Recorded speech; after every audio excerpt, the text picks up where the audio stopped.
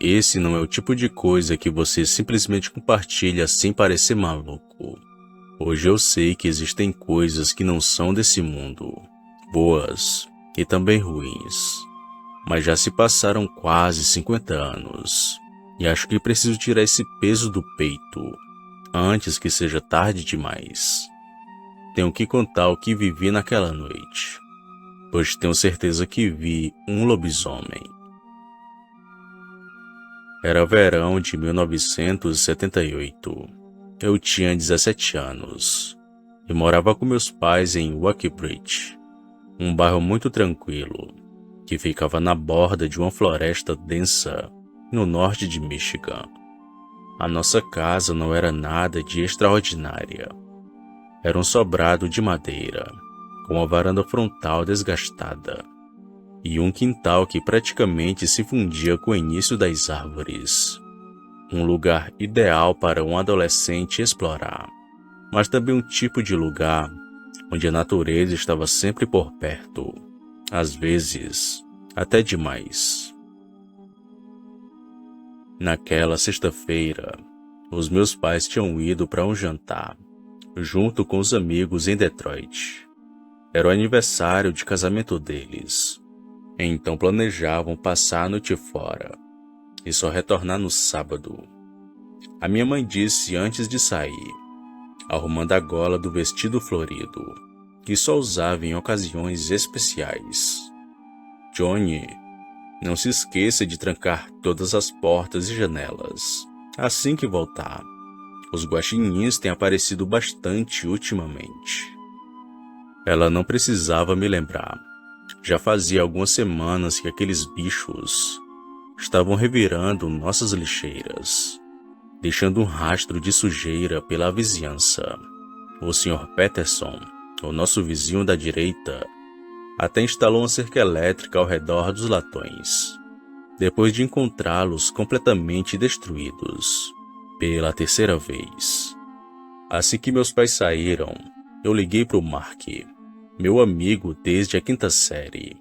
Ele, o Dave e o Pete tinham me convidado para ver Halloween, que tinha acabado de estrear no cinema local. Não éramos exatamente corajosos quando o assunto era filmes de terror, mas naquela idade, você faz qualquer coisa para impressionar os amigos. Vem logo, a sessão começa às 7 e queremos pegar os melhores lugares, disse Mark no telefone. Aquele filme foi exatamente o que esperávamos, extremamente assustador. Saímos do cinema por volta das 9, todos tentando disfarçar o nervosismo, com piadas forçadas sobre facas de cozinha e máscaras brancas. A noite estava extremamente quente, pois era setembro, com aquela umidade pesada que gruda na pele e faz tudo parecer mais intenso. Quer que a gente te deixe em casa? Perguntou Dave, quando chegamos no estacionamento. Ele era o único do grupo que tinha carteira e dirigia um Chevy Impala 72, que era do seu pai, nosso meio de transporte oficial, para qualquer lugar além do alcance de nossas bicicletas. Pode deixar, Dave, que eu vou na frente, respondi. A minha casa ficava a uns 10 minutos de caminhada, e depois do filme, achei que o ar fresco faria bem. Vocês podem passar por lá depois. Meus pais estão fora. Podemos ouvir aquele disco novo do Led Zeppelin que o Pete comprou. Nos despedimos e comecei a caminhada de volta para a minha casa. As ruas estavam quietas àquela hora, com apenas alguns carros passando de vez em quando. O céu estava nublado, escondendo as estrelas e a lua, tornando a noite ainda mais escura. As luzes dos postes lançavam sombras alongadas pelo asfalto, e a cada passo que eu dava em direção do meu bairro, as casas iam ficando mais espaçadas e as árvores mais numerosas. Quando virei na nossa rua, eu percebi algo errado. A primeira coisa que notei foi o silêncio. Não havia grilos cantando, nem o coachar dos sapos que normalmente vinha da pequena lagoa, que tinha nos fundos de nossa propriedade. Era como se todos os animais tivessem decidido se calar, fazer uma pausa ao mesmo tempo. Então eu vi a nossa casa, mesmo de longe. Pude notar que as lixeiras com conteúdo estavam espalhadas pelo chão, em um rastro que ia até a lateral da casa. Malditos guaxinins, murmurei, acelerando o passo. Foi quando percebi a janela da cozinha, aquela pequena janela quadrada ao lado da porta dos fundos, que estava parcialmente quebrada, com estilhaços de vidro refletindo a luz fraca dos postes. Meu primeiro instinto foi correr, não para longe, mas para dentro da minha casa. Eu precisava verificar se estava tudo bem, se algum ladrão tinha aproveitado a ausência dos meus pais. Mas então, algo me fez parar. Um barulho. Era um som de arranhões, junto de uma mastigação, que vinha da lateral da minha casa, bem próximo das lixeiras. Eu congelei ali mesmo. Meu coração começou a bater mais forte, tanto que podia senti-lo na minha garganta. Devagar, bem devagar mesmo, eu me aproximei da esquina da minha casa. Foi quando as luzes piscaram, uma, duas vezes, e então tudo ficou completamente escuro, um blackout. O bairro inteiro tinha mergulhado na escuridão mais absoluta que eu já tinha visto em toda a minha vida. Sem a luz do poste, sem a luz das casas vizinhas, nada. Estava praticamente escuro. Apenas a silhueta negra das árvores, contra o céu ligeiramente menos escuro. Poucos segundos depois, eu fiquei paralisado, sem saber o que fazer. Aqueles sons de remexer o lixo ainda continuavam, agora mais barulhentos, como se o que quer que estivesse lá tivesse perdido o medo após o blackout. Foi então que lembrei que tinha uma lanterna na minha mochila. Eu sempre carregava uma, desde o acampamento dos escoteiros, que fui no ano anterior. Com as mãos trêmulas, abri a mochila e tateei até encontrar a lanterna. Respirei fundo 3 vezes, como meu pai havia me ensinado, para poder controlar o nervosismo, e liguei a lanterna. O feixe de luz cortou a escuridão, e eu direcionei para a fonte do barulho. E o que vi naquele momento ficou gravado na minha memória para sempre, como uma fotografia terrível que nunca desbota. Aquilo não era um guaxinim, nem um urso, nem nada que já tivesse visto na minha vida. Era algo diferente, algo que parecia não existir. Aquela criatura estava agachada sobre nossa lixeira, com pedaços de comida pendurados em suas mandíbulas. Aquilo era grande demais. Era muito maior que um lobo normal. Com certeza era. Seu pelo era de um preto tão intenso que parecia absorver a luz da minha lanterna. Não foi isso que me fez prender a respiração. Foi quando aquela coisa virou e olhou na minha direção, reagindo à luz repentina.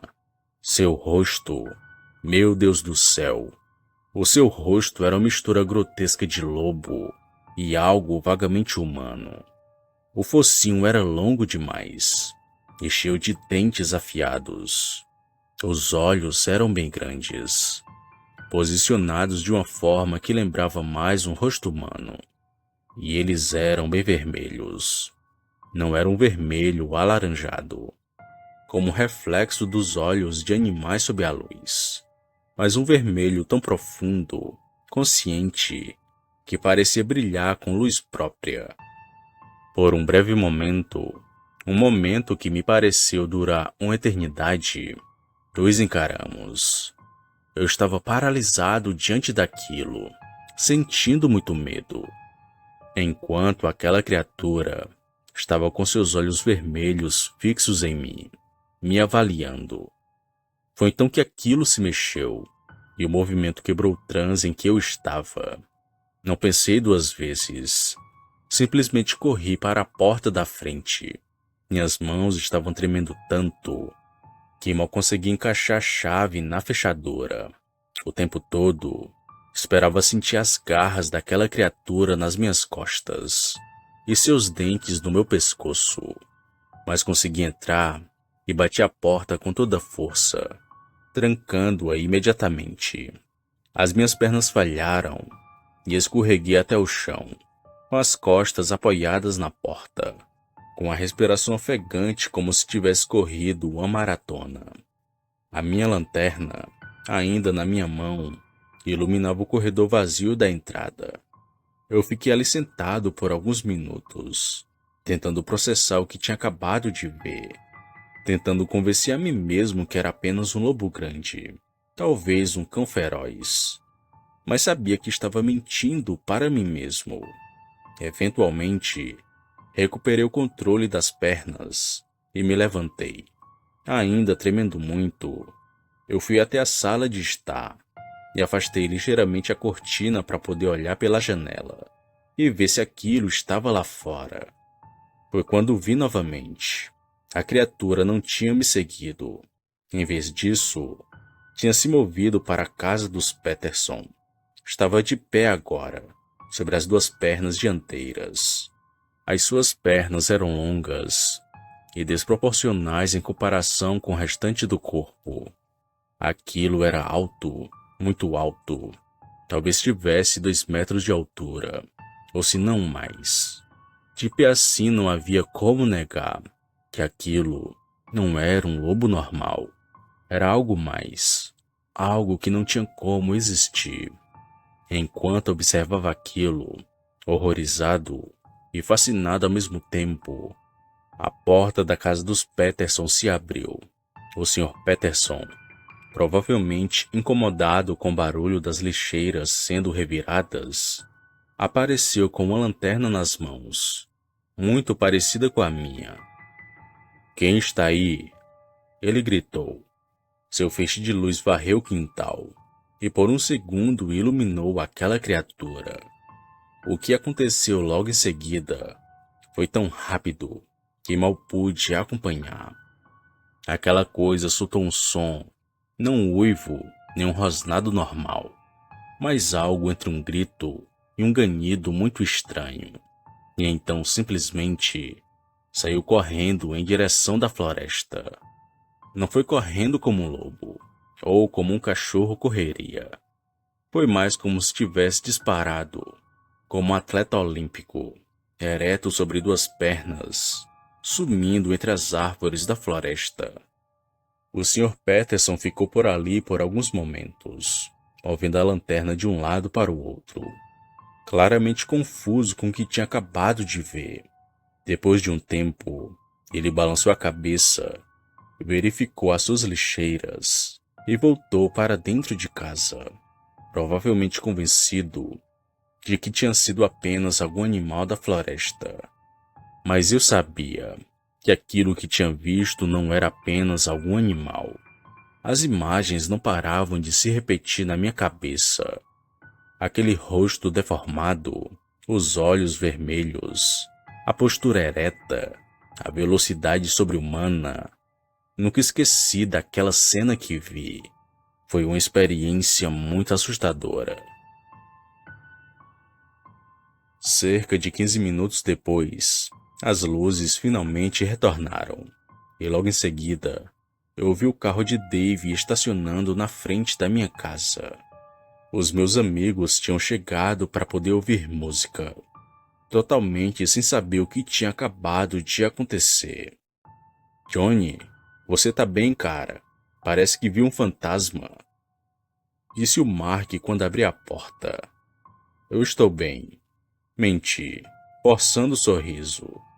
"Só estou assustado por conta do blackout." Então fiquei quieto, apenas ouvindo música. Comemos as sobras de pizza que encontramos na minha geladeira e fingimos que nada de anormal tinha acontecido. Quando meus pais retornaram no dia seguinte, expliquei o vidro quebrado culpando os guaxinins. E eles acreditaram sem questionar. Porque não acreditariam? Guaxinins era um problema real na vizinhança. E a explicação era perfeitamente lógica. Nos dias e semanas que se seguiram, eu fiquei obcecado por aquela criatura. Ocasionalmente, nos anos seguintes, apareciam notícias sobre animais de estimação que estavam desaparecendo na região, ou de caçadores relatando avistamentos de lobos que eram extremamente grandes naquela floresta. Eu lia essas notícias com nó no estômago, sabendo que poderia ter mais por trás dessas notícias. Com certeza era aquela pista. Eventualmente, eu me mudei de Oak Ridge. Fui para a minha faculdade, construí uma carreira, uma família, e a vida seguiu seu curso. Mas nunca esqueci do que vi naquela noite, de setembro de 1978. Nunca consegui explicar para mim mesmo e nunca contei a ninguém, até o presente momento. Não se dizia o que era aquela criatura. Um lobisomem, como as lendas antigas contam, algum tipo de animal desconhecido pela ciência, uma experiência genética que deu errado e que acabou escapando. Bem, eu não tenho respostas para essas perguntas. A única coisa que sei é que naquela noite, durante aquele blackout, eu vi algo que não deveria existir, algo que desafiava tudo o que eu acreditava sobre o mundo. Às vezes fico me perguntando se o Sr. Peterson viu algo a mais do que eu, que nunca contou para ninguém, se ele também guarda um segredo, assim como eu, se mais pessoas da nossa pequena cidade já tiveram encontros com aquela criatura e preferiram manter para si mesmas. Não sei. Nunca ouvi relatos sobre aquela criatura, não como os meus. Nem meu vizinho, que praticamente viu aquilo na sua frente, relatou sobre aquele acontecido. Bom, esse é um mistério que perdura até hoje. Seria aquilo um lobo gigante? Ou talvez fosse um lobisomem?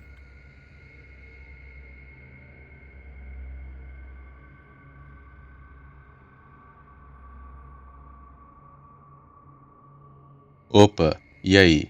Se você chegou até aqui, significa que gostou do vídeo, ou que me aturou por longos minutos. Mas se tiver gostado, lhe convido a se inscrever no canal. Basta apertar no botão vermelho abaixo, esse que aparece na tela. Ative também o sino das notificações. Fazendo isso, você sempre será avisado quando sair vídeo novo, já que postamos diariamente. Deixe o like para fortalecer o canal e compartilhe o vídeo para que outras pessoas vejam e assistam. Fazendo isso, vocês não só estarão ajudando o canal, mas também a mim. E se fez isso, muito obrigado. Me despeço de todos e vou ficando por aqui. Fiquem com Deus e até a próxima.